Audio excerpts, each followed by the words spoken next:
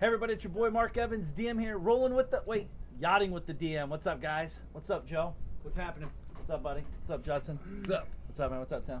Great. So who are you guys? Everyone wants to know. Joe, who wants to know? Joe Evangelisti, Haddonfield, New Jersey, and Yachting with the DM. Yachting with the DM. FlipKing.com. FlipKing.com, that's right. There we go. TheFlipKing.com. Uh-oh. Should we edit that in, Dan? What about you, Judson? Judson Smith, Raleigh-Durham Market, and just happy to be out here, man, learning about some lifestyle, stretching and growing, and talking about things that'll take us to the next level. Absolutely. Hey, Tim Bratz. I'm out of Cleveland, Ohio. Focusing on more on a little bit of turnkey single-family stuff and larger apartment complexes, mostly in Ohio, South Carolina, and Georgia. Awesome. So just real quick, like, how did you guys get started in the business? You read Carlton Sheets and became a millionaire the next day? Yeah, man, absolutely. That's how it works every time. So I actually got started in the business, in the brokerage business. I started flipping houses about 10 years ago and did the brokerage thing, and then transferred into full-time real estate investing, fix and flips, buy and holds, and wholesale. So now we primarily do fix and flips and new construction stuff, and we still maintain a portfolio and stuff like that. So it's cool, and still to this day own and operate a Remax franchise as well. So keep the brokerage stuff done as well. That's awesome. So you guys started your first deal. What was your first deal? First deal, actually flipped a house by hand. Did my first couple by hand, flipped them, and did all the work myself. You know, that's kind of how a lot of people get started, and learned real quick that that's no way to be able to scale a business and do it yourselves. And put a lot of my own money into it as well. So I kind of did it the hard way, did it the wrong way, and learned the hard way not to do it that way anymore. So started to get smart about it, started to learn how to do it with other people's money, with investors, and started to scale it and do it with other crews and stuff like that, and grow it to a higher level. So started to pick up some steam and be able to do more volume and hire other people to do our work, and to the point now where we do about just over 100 flips a year, and we're able to acquire those properties and keep a bunch of them as well while we're flipping them too. So awesome. Add to the portfolio as well each year. So now it's moving along pretty well. It's nice. That's a machine. Cool. Absolutely. Yeah. What about you, Judson? Yeah, so I started in the service business as a pest control owner-operator, and I was actually doing termite treatments at empty houses, and I started asking more questions like, hey, who owns this? What is this? It looks brand new. And so I discovered, what flipping was and what rehabs were, and just started taking those owners out for lunch and coffee and picking their brain, and was taking the profits from that company every time we got a nice sliver of profit and putting it into a rental, and then putting a little bit into a flip deal to see how it worked, and just learned as an investor first, a very, very small time investor, and then I was like, man, I can do this on my own. So bit off a little bit more, bought another rental, tried to flip, and now what we got going on this year, we just picked up 98 unit single family portfolio, and we've got 17 flips open currently. That's awesome. Yeah. How much have you made in the past week while you've been on the yacht? Oh man, well, made 20 on the yacht, 20K on the yacht, and then just before that, the Thursday or Friday before we closed, or the week before we came out here on the trip, what I text you, Mark, we put 123 and some change in, 123,000, awesome, and I never did that I was in the pest control truck for 3-4 years, and don't think I ever put that in my pocket. So 1 week, really compressed time. That's amazing, dude. That's awesome. Good for you. What about you, Tim? Your first deal? Well, what about your first deal? Your first deal? So our first deal was Lauren and I, my wife and I, bought a duplex. Yeah, outside of town. It was a deal that had been rehabbed, and we bought a duplex. We were in it for, it was like 62, and now currently we actually just upgraded one of the tenants, so one side does 1,000, the other side does 685. So you still have it? Still have it, man. That's great. It's actually still one of my most profitable rentals that I have. That's Payments awesome. coming down more and more, and profits going up. So. That's awesome, man. Yeah. What about you, Bratz? Man, graduated from college, moved out to New York, got a job, and I read a couple books about passive income, residual income, and realized there was more to life than trading your time for money. And so just read more about real estate, and realized I wanted to be an investor, but I didn't have any money. So went to some guru seminar, and the guy's like, listen, you can just call up your credit card company and increase your credit limit. So I called up my credit card company, and they increased my limit from $3,000 to $15,000 just over the phone. And just after I lived in New York, about a year later, I moved to Charleston, South Carolina. I found the cheapest house in Charleston. It was $25,000. I offered 10. They came back at 20. I offered 14, which is the most I could do because that's the most I had on my credit card. And they ended up accepting it. So I did the work just like Joe did on his first deal. I'm in there cleaning, painting, carpet, fixtures, flooring, and then I just put up some bandit signs, and I did what you have to do in order to move your first deal. I went and knocked on every single door up and down the street and up and down the two streets next door, or the two streets bordering that one, and found a guy who was willing to pay me $35,000 for the house. Sweet. And I made about $15,000 inside 70 days, and I was 23, didn't even know what I was doing, making money. So did it again, and right. Pretty wild though. That's awesome. Where you see a lot of people get in trouble, right? They try to learn everything. We're still making mistakes. Mm-hmm. Like if you wouldn't have done that, knowing what you would have never bought that deal, knowing what you probably know in the beginning. Oh, man. But now you buy it, then boom, you make money, and you just keep going, right? Yep. Yeah, man, you got to take action, get off the fence, right? So easy. You will learn so much more by doing your first deal than reading books for 6 months full time. Right. You just got to go through the motions. You got to talk to contractors, go through a closing, sign the documents. Learn, get insurance. Like go through all those steps. If you haven't done a deal yet, you just got to pull the trigger. The book's got no emotion either. Like when you put, it's your skin or your cash, or like you're the one sitting up at night wondering if a contractor is going to come through, or if you need to go help or drive by. Like emotion mixed with education equals like change or growth or whatever you want to call it. 100%. Put those two together. No, that's awesome. Joe, on your side, like, what's your average deal size though? Because your numbers are way different than ours. Yeah, we're all over the place a little bit. I mean, we're doing we do flips anywhere from 200 to about our biggest deal right now is $1.4 million. So we cover the gamut because we are doing fix and flips, and we're doing new construction in like some higher end areas in South Jersey. So we got a little bit of a spread. Right. Johnson, what's your kind of deal size? So the biggest one I've done is the portfolio that we picked up. The two investors were in at $2.4 million. Nice. I'm getting super solid, 12% returns in there. So I mean, That's making great money.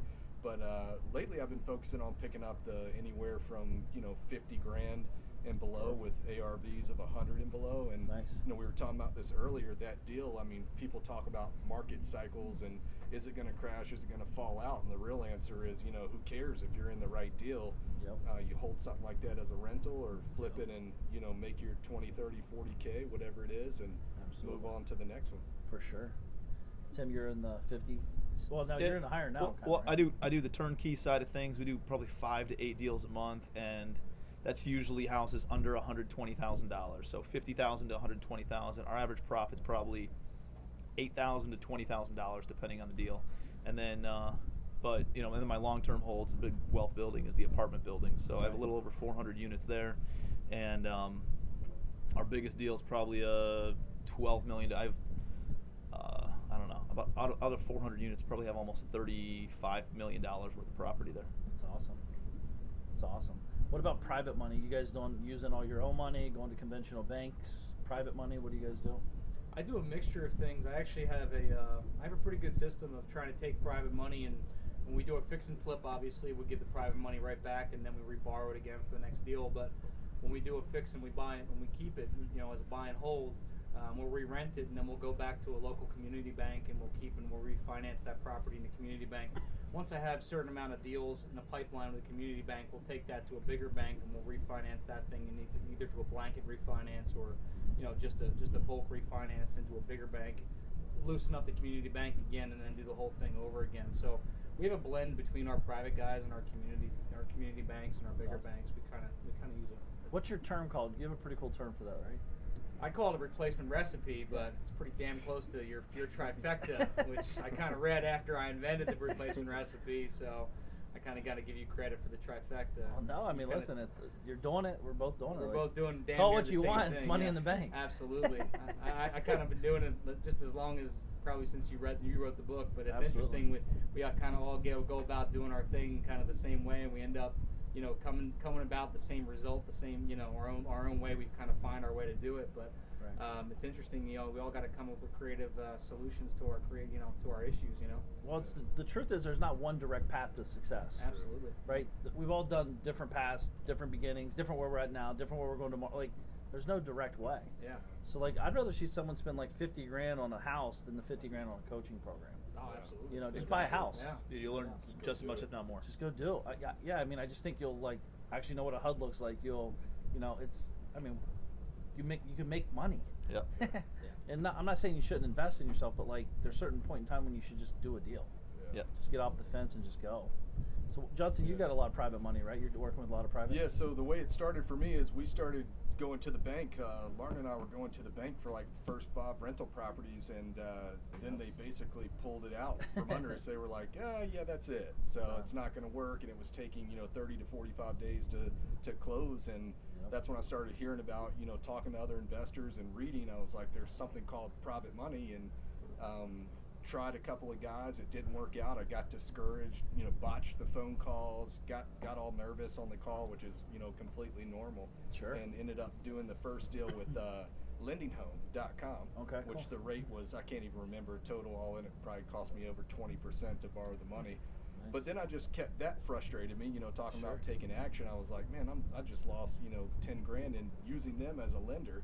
Yep. So then started talking to more guys, and that's all come to now. I've actually got one of my investors who that's what he does. He farms investors and Oh, wow. farm money and brings in that, and we have a good relationship. I've really cultivated that one and That's awesome. paid attention to that relationship. And That's key too. yeah, now it's like, you think you have to have, hey, you want to run $1 million business, you got to have 10 guys or 20 guys you pull money from. The truth is, man, you could have 1 or 2 guys, 3 guys Yep. to fund your whole business, your whole growth. Sure. If they got the right amounts and can move like you need them to move, Absolutely. that's all it takes. It doesn't have to be huge. Starts with one. Absolutely. Right? Yeah. What kind of points and fees do you think people should expect to pay? We pay anywhere from 8% to some people up to 13% to some Yep. lenders.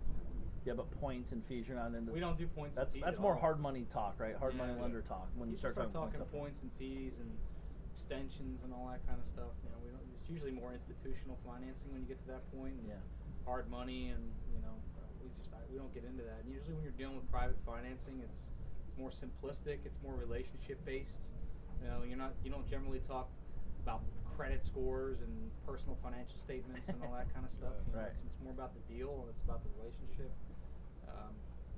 I've always found it that way, right? Well, Is that yeah, and the I way you mean, found it? the flip side, because where you are now, like doing those 100 deals a year or 100 flips a year, like you've had so many reps with it, and so you're comfortable enough to go to an investor and kind of call out the terms and do what you need to do. Good night, Chris. Good night, Chris. But I would say, I mean, if you're just hopping in the game, like, I had a guy tell me one time, like, what's too much interest to pay? And I'm coming up with all these numbers and stuff, and he's like, dude, if the deal makes sense, the deal makes sense. So Right. the flip side is when you come into a deal and you know your numbers, hell, you might be able to pay 18-20% for a deal and still make more money than you've ever Yep. made before. Absolutely. But yeah, I think as you get further into it, you said it, man. It's a relationship. You can go to your guys and say, hey, man, this is what I'm willing to do. I've now created a reputation that I can pull this off. No, listen, I think you make a great point. I always tell that story. When I did my first private money deal, I paid my lender 15% and 20% of the profit on the upside. I gave away the farm, but that was to get in. That was to get comfortable with him. Yeah. That was to get him comfortable with me. And I tell a story because at the end, I overpromised and I over-delivered and I did everything I was supposed to do. And I performed so well on that transaction. He tried to give me $5,000 back at a Nice. lunch, and he actually took a check to lunch and gave it to me, slid it across the table at lunch, and I tore it up and I gave it back to him. Wow. And he tells everybody that story to this day because, listen, when you do a deal, you do a deal. That's it, period, Period. end of Yeah. story. Yeah. When you give your word and that's what you say you're going to do, just follow through with it. Yeah. And from that point forward, he never wanted profit. He never wanted to be in my pocket, as he called it. He never wanted to be, as part of the deal. He just wanted his interest. And we were 15% for probably the first, 10 deals after that. And then it went down to 14, and then it went down. So, at the very beginning, like you said, until you have some of that deal is under your belt and you're a more safe investment to that investor, sometimes you got to give away more than maybe you're comfortable with. Absolutely. But if the deal works, the deal works. Period.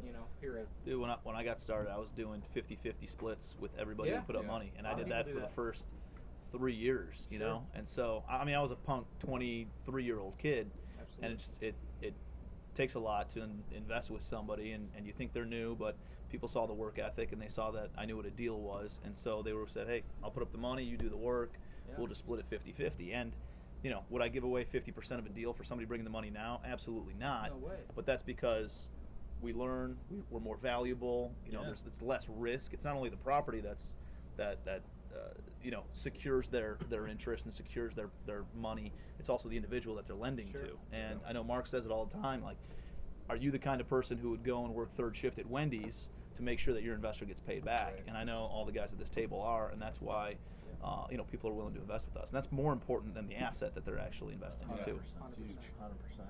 No, I mean, I think the big thing, right, is like so many people are so, oh my God, I can get it for 9% or 8%. Like, just get the money. Yeah. In the beginning, get whatever money you can get to do the deal, right? Close the deal, make some money, make them whole. You make money. Like, even if you don't make money on your first deal, you just had the best experience in your, like, you learned so much, for sure. right? So I mean, the opportunities and the values are there. So, what else? Like, what was your first deal, Mark? It was a small 36 unit storage facility in Lancaster, Ohio. I literally just bought it, owner financing, $5,000 down, and turned around, painted it pink. Town went ballistic, and then I wholesaled it out and made like $2,000 just like to get it off my plate. So I didn't even know that was wholesaling back then, though. I just kind of sold my contract and interest in the deal for $2,000. This guy named Mike, I was like, dude, I'm just done, take it. He's like, yeah, he made money. I made a couple bucks, but I just didn't know what I was doing. Yeah. And then I started doing, anything owner financing, creative financing, et cetera. I was 18 years old, so I had no clue what was going on. Still barely do anyways today, right? But for us, like, I think too, it's not just about doing a deal and making money. It's really pushing ourselves, right?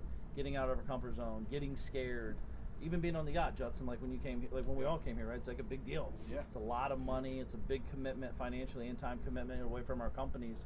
Like, what's like big takeaways from the yacht piece for any of you guys? Yeah, I mean, we're here for me. I mean, I'm here. I won't speak for you guys, but I'm here for that reason. I'm here because it's the next level. Push myself out of the comfort zone.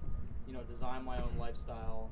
Put myself in that zone where, if you want to live a yacht life, you have to put yourself in that place where you're going to be on the yacht. Absolutely. Like you said, it's an expensive vacation, but it's not about the money. It's about the mindset behind.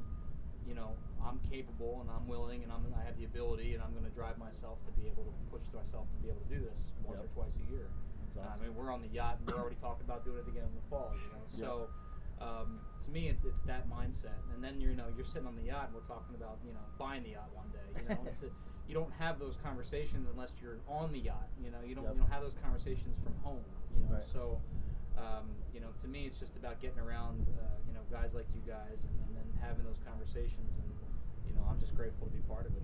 No, it's awesome. What about you, Justin? Yeah, definitely a lifestyle piece for me, man. Just stretching. I mean, once you've seen something, you really can't go back to who you used to be. I mean, now that I've been up here, like, it's hard to go back and not like take that experience and roll it into my family and my business and. Just be somebody different because of what you've experienced. Right. But one thing I really noticed, like, kind of like what Joe was saying, I mean, when you're around guys who live it and they are it, like that conversation always flows out. I mean, we could be riding in from a snorkel trip and be like, hey, dude, I just thought about how you can do that deal, or what you've been, the dinner before we came here, you guys were helping me figuring out an issue with the property. And, I mean, breakfast, then it funnels into a bit. So, I mean, it's just, when you live, and that's completely normal. It flows. It's not, annoying to the people around you because we all live it. Yeah, exactly. So it's.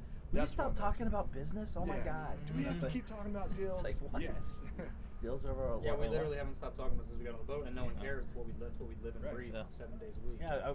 Since you said, I didn't even think about it's just what we do. What we do. I mean, I don't even know what we would do. But it's also difficult, I think, for all of us, and I think we can all agree to find guys like us to spend this much time sure. Oh, at yeah. home especially in our common markets, right? all day long. yeah. I mean, like, you know, we all have friends that we grew up with and stuff, but the reality is they're, you know, friends with a common past, not a common future. And the guys that you need to get around are people with a common future that are going in the same direction that you're going to be going in, Right. are willing to put in the work like you're willing to put in, willing to, you know, personally develop yourself like you're willing to do. So I think it's that's a huge takeaway for me, is just making sure that we're all on the same page. We're all thinking big. We're all thinking about how do we take a multi-million-dollar business, turn it into a $100 million business or a billion-dollar business Right. over the course of the next, 5-10 years. And I have no doubts that every single one of us is going to do it, just Sure. because we make sure that we surround ourselves with people who are going in that same direction. Yeah, constantly pushing, right? Like, I don't know about you guys, but before you get on the yacht, like, you're super excited, you're scared, you're excited, not sure what's going to happen. Okay, what if I do this? And then we start making up, I'm going to get seasick, and then what if this happens? Am I going to have much? Like, you just start psyching yourself out. So it's like pushing ourselves, trusting the process, and just getting involved, right? Yeah. Just saying yes. I think it's such a huge saying. Enough people don't say yes to certain things enough. You know, they get scared or they're embarrassed or whatever. I don't know what it is. Just scared, really, right? Absolutely. So, cool. What else? I don't want to keep them too long, but anything like for Tim, for you, like if someone's watching, they're new, intermediate, or even experienced, like what's like one or two pieces of like high level advice? Get yourself a mentor. Get yourself in a group of guys or girls or other people who are, on the same, or who are where you want to be. Who are going in a direction that you want to be going in. There's good advice. There's bad advice out there, and sometimes the people that are closest to you are the ones who give you the bad advice. Yeah. Because they're trying to protect you. It's your siblings, your parents, your spouse, and it's cool to just realize where they're coming from, and then spend most of your time surrounding yourself with people, who think bigger, who have more of a positive mindset on, being better, doing better, and having better. And That's I think if you be, do, and have more as an individual, you'll Absolutely. That's great advice. take it to the next level. What, any books or anything anybody you should read? Oh man, I mean, think the regulars, Think and Grow Rich, Mhm. How to Win Friends and Influence People is probably one of the biggest influential books in my life. There's a great easy read by Jim Rohn called 12 Pillars, and that's an awesome book. It's like less than 100 pages. You can read it in 45 minutes, and that's got a great, especially for like a beginner, just to like get your mindset squared away. That's an awesome book to read. That's awesome. Cool, man. Judson, what about you, buddy? Yeah, man, I would say, in this game, failing. Yeah. You're going to grow in one of two spots: when you're failing or when your back's against the wall and there's no other alternative. And You're right. you really can't force yourself into growth. For as much as we read, for as much as we hang out with one another and feed off of one another, Sure. failure and really being pressed against the wall is going to grow. You have to do it because you can compress time and grow in this business by And experiencing failure is that. all relative because we fail every day. Right. So, like, if someone's like listening to us, like, well, like, what is failure to you? Because I think to us, when we say failure, it's way different than, it's not you going out and a seller telling you no, you didn't fail. Right. You just got told no. Like, one, you probably talked to an agent. Two, you probably talked to a non-motivated seller. Like, there's no opportunity there no matter what, right? So failure, like, failing on all fronts, right? Like, Yeah. you got to talk. I always say talk to 100 buyers, talk to 100 sellers, and then figure out what you're doing. Right. But patience, time, energy, effort, you got to actually do the work. Yeah. Absolutely. Right? So failure's all relative. Absolutely. Yeah.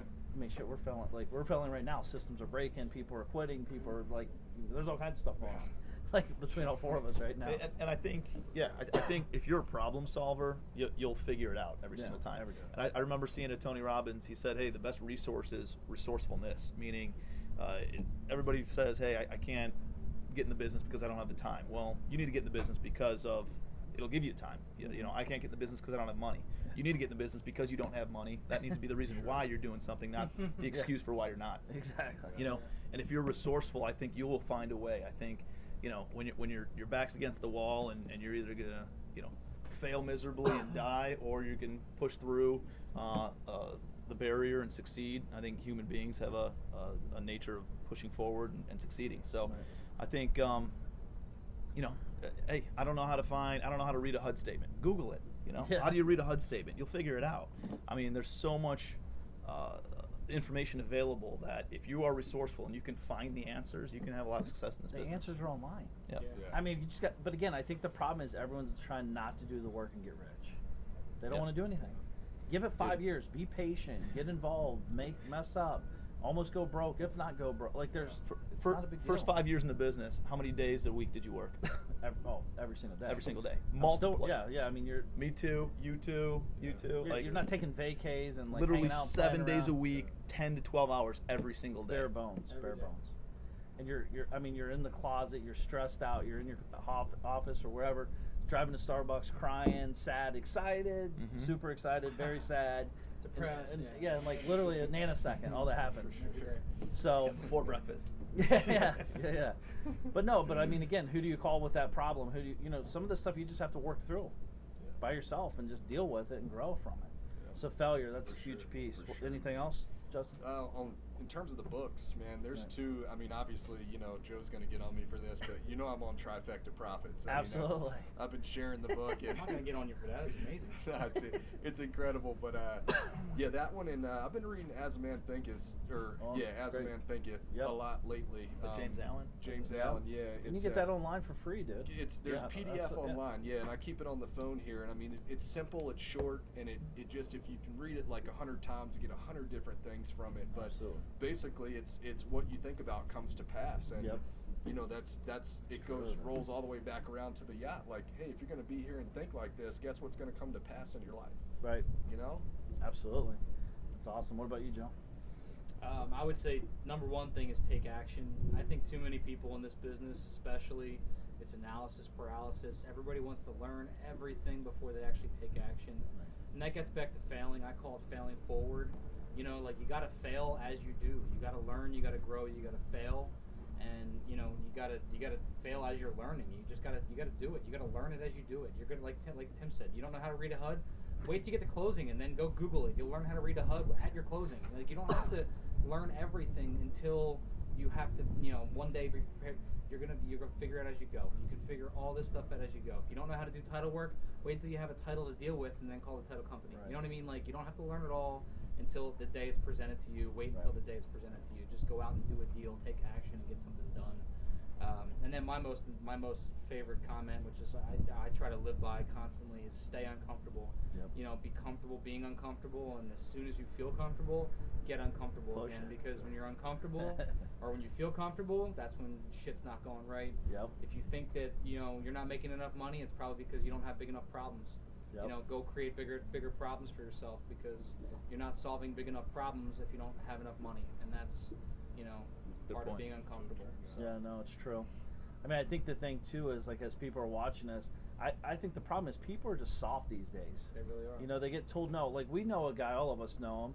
Like, he was doing construction work, driving to bid a job, and he didn't even know what he was doing in Cleveland. And he's like Googling it to even know what the words mean to show up to get the bid and do the job. Like, so it's like you said, get a HUD, and then go online and type in YouTube HUD, how to read a HUD, like blah blah blah blah. And don't be too proud.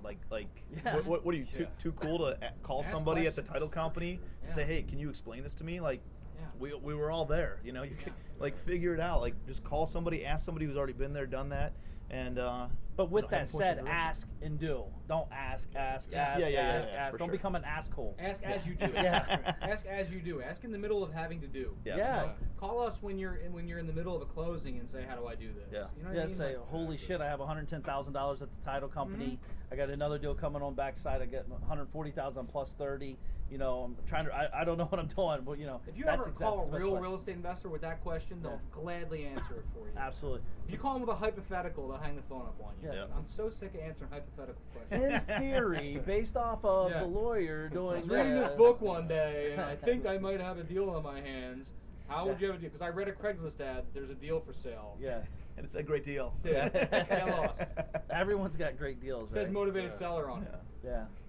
But no, like, you just got to level up and make thousands of calls. Do like you said, don't be too just ask questions. Absolutely. But you got to ask and do. I think I can't. We all deal with that. People just ask to ask. Like, I see people online like, hey, do you guys know a good lawyer? Dude, the lawyers are everywhere. Like, just find one. Like, you're brand new. What do you need a good lawyer for? You wouldn't even know a good lawyer if it hit you in the head. Yeah. Like, how would you know? because they charge you more, or like what is the purpose of the? I mean, there's so many other questions to that. But like at the end of the day, you just got to ask, do, learn, implement, redo, mess up. Oh shit, I can do it again. And just keep doing it until it works, because it works. And if you're doing anything and taking action, you're going to be uncomfortable anyway. So you know you're doing the right thing. Yeah, I mean, how many times do we get to situations where we're like, oh shit, I don't know the answer. Yeah, like I never day. know that. Yeah, every day. Yes, Like call this person, call that person. We need to do this. What, Henry Ford, we were talking about it today, right? Absolutely. So what's been the biggest, and then we'll wrap it up, but like the biggest takeaway in the last 4 days on the yacht? For me, it's just staying present and getting way more focused. You know, I think as the business gets bigger and bigger and bigger, you know, we always have to just continue to maintain focus. You know, and I think that that never changes. It's never going to change. You know, I've been trying to maintain focus for 10 years. You know, Right. and it's just always going to be there, and it's always going to be in my face. And you know, it gets different when you start to become successful, and it's a different type of focus. It's not like you're chasing shiny objects. Now you're trying to maintain razor sharpness with the functions that you have with inside of your operation and all that type of stuff. But Sure. it's the same type of focus. You know what I mean? It's just now you have more ability to do fun shit. So Yeah. now you have to start to rein it in. You know. Yeah, So exactly. it's a different type of focus, but it's still the same type of thing. That's my piece. Was just Right. I wanted to come here and get clarity and think on my business and do it quietly, and I did. So Right. that was my biggest takeaway. And show off by buying that 86-mile-per-hour jet skis. happened long before I got here. I know. Kenny Pat, what about you, That's Justin? great. This has been recurring in my head since I got here. Just like simplicity is power. Oh. For me, it's like, you know, I have basically one or two things that I do, and just getting the reps in. Like, how many times a week, a month, a day can I create an opportunity to cash in on a simple deal? Right. You know, the simple deal that I do. So It's that's true. it. Simplicity, Simplicity is your friend. What about you, Brods? Hey, both of those are awesome. I think focus is real big. I think you know, when you're first getting started, you're everybody, you're everything. Like, you're the one finding deals, you're the one negotiating deals, you're the one finding the private money, you're the one overseeing the rehabs, you're the one doing property management, project management, like everything, selling the property. And so as you grow and as you start bringing staff on and start hiring people to fill different roles, I think it is super important to just stay focused. Right. You know, like Joe said, is just know what your role is and be 100% in that role. Don't look left, don't look right. Keep your head down. Right. And the other thing is momentum. I think, especially in this business, we all know that what you're doing today is what pays you 60 to 90 days from now. And so, if you're slacking off today, and like maybe things are going great right now, and then you take 2 weeks off, 3 weeks off, 4 weeks off, all of a sudden you won't see that right now, but you're going to see it 60 days from now. And 60 days from now, you're going to be like, oh shit, how come no deals are closing? It's because I took time off, or a month off, or I let the reins drop a little bit 2 months ago. And so it's really important to just keep on doing the reps. You don't see it, you're working right now, and maybe you don't see the results. It's like working out. The first 30 days of working out, nobody sees any results. The next 30 days of working out, maybe you see results, but nobody else does. Not till 90 days down the road that other people are like, hey, you losing some weight. Right. But they didn't see the work put in every single day for 90 days straight. Right. And the momentum that builds and compounds over time. That's the same way the business works too. Sure. You got to put in the reps every single day, and it'll pay off 60, 90 days from now. And that's the way this business works. So don't get discouraged if you're in your first week, 2 weeks, month of doing the business. Just keep on doing the reps. Right. I know there's people watching. Well, it's easy for you to say because you have the best CRM or management system. How many VAs you have? Blah, blah, like, it's all BS. You're not going to have any VAs. You don't need any CRMs to do a deal. You don't need any of that to do 10 deals, 20 deals, right? No. Yellow So- notepad and a pen. Notepad, pen, and a phone. And a That's phone. all you need. Yep. That's your weapon in the game. So, like I always tell people, everyone's like, "Oh, I need to hire a VA for what? You're not doing anything. Well, I need Podio, or I need this or something. For what? To put 2 leads in? If you can't manage that, you're in trouble already. Like, you don't need a system to tell you that you're not doing your shit. Like, you're just clearly not doing it because you're too busy. Again, that comes down to focus on what's important today, because that stuff's important, but it's not important today when you're brand new, right? Mm-hmm. At all. Like, it's, if anything, it's more of a distraction. Yes. Makes you feel good. 90 days later, you're like, well, I haven't done anything yet, but I have the coolest system in the world. That's going to discourage you more than help you. Yeah, it's like buying business cards. No, there's only a handful of things that actually make you money in this business. It's talking to sellers, it's doing marketing, you know. And if you're not doing those couple of activities, you're wasting your time. Yep. And so you need to be focused on those handful, a couple of things that bring deals in the door, that contract properties, that close properties. If you're not doing those 2, 3, 4, 5 things, everything else is a waste of time. And you know, here's the thing too, like when I was younger, I remember struggling with this, like younger in the business. Whenever I was looking for a tool or a gadget or a thing, Right. what I was really doing was avoiding the real work. task The that real I work. needed to do. Right. Like main activity. Like, man, Yeah. there's this new program Getting that can contracts signed. that can bring me private money. You know, Yep. it's like, no, a phone call can bring you private money, right? But that phone call's hard sometimes, Yeah. and Yeah. it can be you know, not at this Yeah. point, but like when you first get going, Sure, it is, man. right? Yeah. And it's like, you need a system, you need a gadget. No, you just need to go do it. Action beats every system and gadget that there Yeah. is. I think too, like making these phone calls, it's really easy if you're calling to help. Stop Yeah. calling to sell, stop calling to buy, call to help. Yeah. And if it just so happens you can buy it and make money and help them, you win. If you call them and you can't buy it, and you still help them by giving them different directions, but like that kind of stuff, right? Like then boom, now like just call to help. And I'm not saying call to like save the world before you save yourself, but like just show up in 3 Add minutes. value. Yeah, just add value to the space. It's not like, hi, is Susie there? Hi, Susie. Are you selling your like? People do this silly stuff. It's bad. For sure. It's bad. It makes it gives good investors a bad name. You know, Yeah. these clowns. If you're not trying to add value in every conversation you're having during the day to every person you're talking to, Every person. then you're just doing yourself a disservice. Yeah, I mean, just think in 10 years. Like you wake up even a year from now, and you've talked to 3,000 people from title, mortgage, agents, blah blah blah blah blah, and then like now you become that resourcefulness person. Like, oh yeah, call Tim. He's got this great deal on the west side. Blah blah blah. And you're just connecting. Like you'll naturally make money through that process. Within like more money than Yeah. you could ever imagine. Absolutely. Like real money. You know, whatever number they're thinking, it's probably times 10. Mm-hmm. You know, so cool. Anything else, guys? No, let's go catch some fish. Let's go catch some fish. Do it. All right, guys. Hook up with Joe at flipking.com. And Judson, do you have a website? I don't know. I'm Yeah. just on Facebook right now. No, but yeah. what's funny is I meant to say that. Like, you don't even need everyone's got websites. So I need a buyer site, seller Yeah. site. Dude, I don't even have a site. Like, you No. don't need it. You market, they call. That's how it works. It's marketing. Yeah. Does having websites work sometimes? Absolutely. But like, is that your skill? Is that where you're at? Is that what you need? Like, there's so many other things you Right. could do Yeah. way before that. Right. So just So Judson yeah, Smith. Facebook, Judson Smith on Facebook. Right. Okay. Absolutely. What about you, Tim? I got a website, but Yeah. I haven't checked it in 3 years. So, Yeah. Tim Bratz, BRATZ. Just look me up on Facebook and connect with me. Awesome, guys. All right. Have a great day, guys. We're getting back on the yacht. Beautiful day. Going to catch a couple fish here. Talk to you soon. Bye bye.